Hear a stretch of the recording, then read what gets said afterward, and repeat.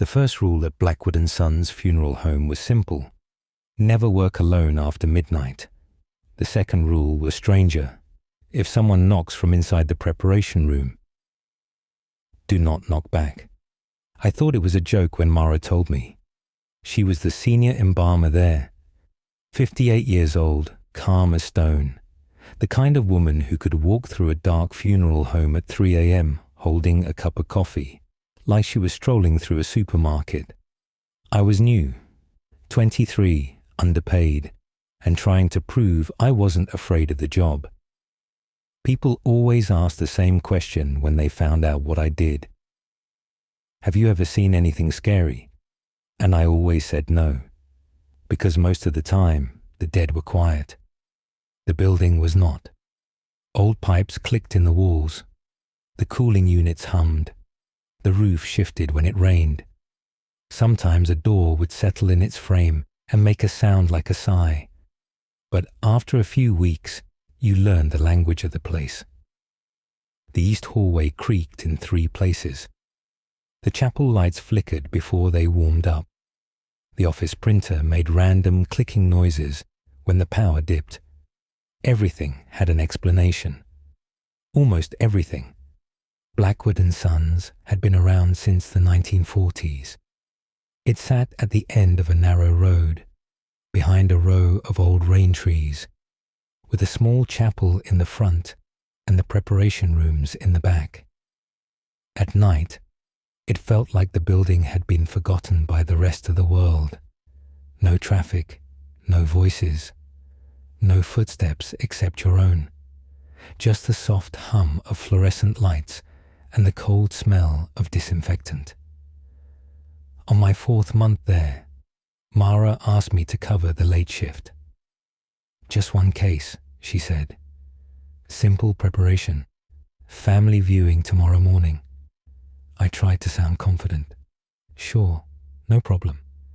She stopped by the doorway before leaving. And remember what I told you. I laughed. About the knocking? Mara didn't smile. Especially that. Then she left. The client arrived at 10:40 p.m.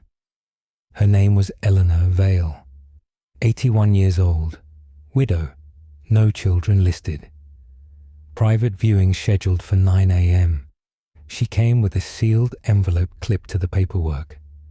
On the front, someone had written, "For the embalmer only."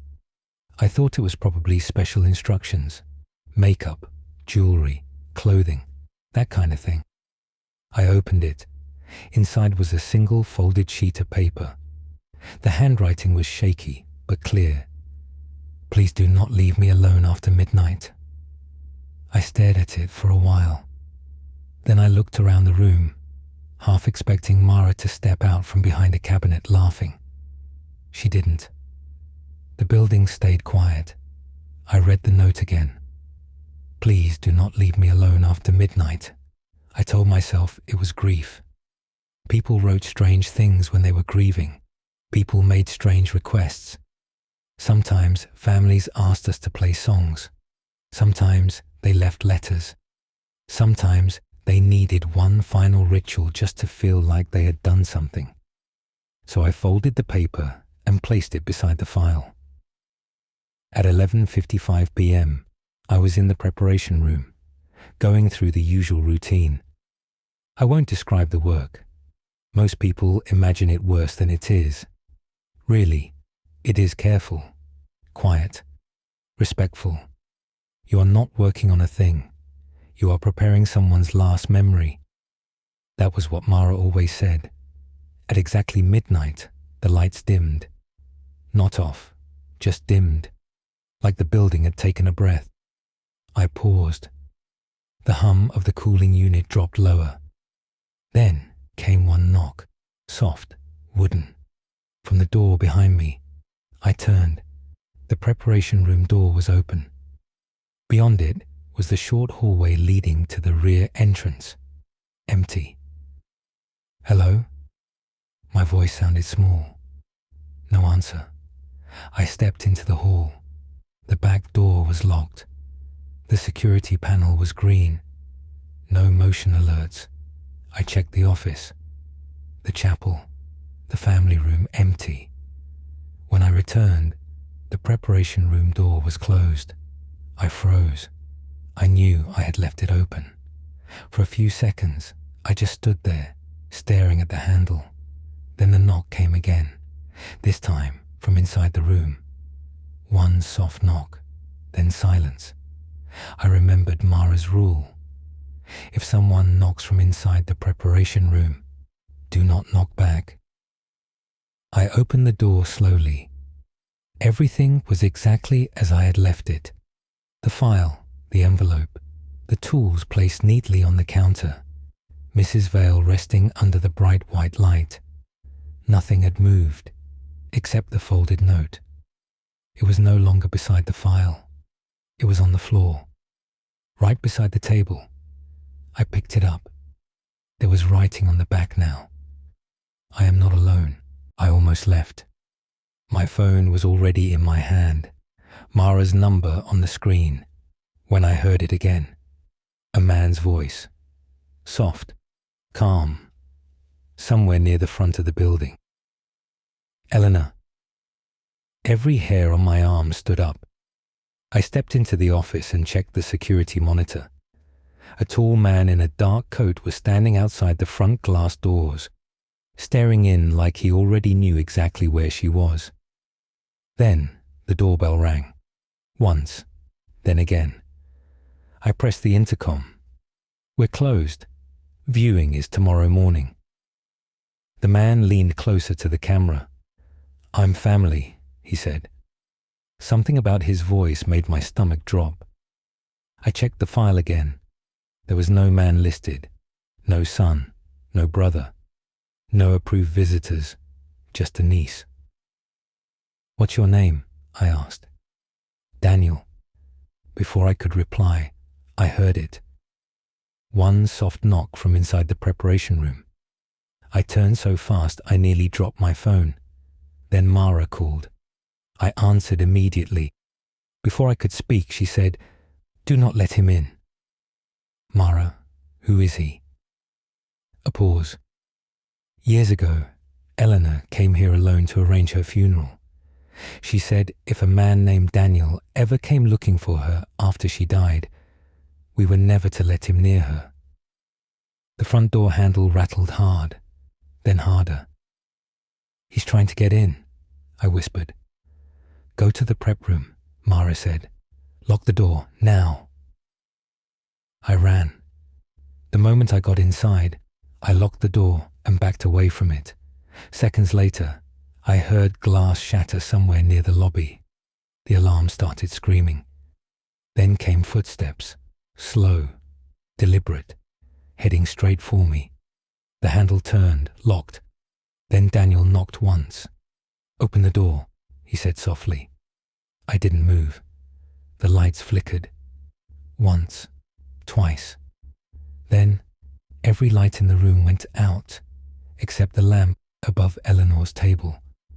The room felt colder. Daniel knocked again, louder this time. Then, from somewhere inside the room, something knocked back, not from the door, from the west wall. I stared. A thin crack appeared in the old paint. A hidden panel slowly shifted open, revealing a narrow space behind it. Inside was a small shelf and an old cassette recorder. It clicked on by itself. A woman's voice filled the room. Old, shaky, terrified. If Daniel comes, do not let him near me. He's not family. He's the last thing I ever ran from. Outside, Daniel stopped knocking.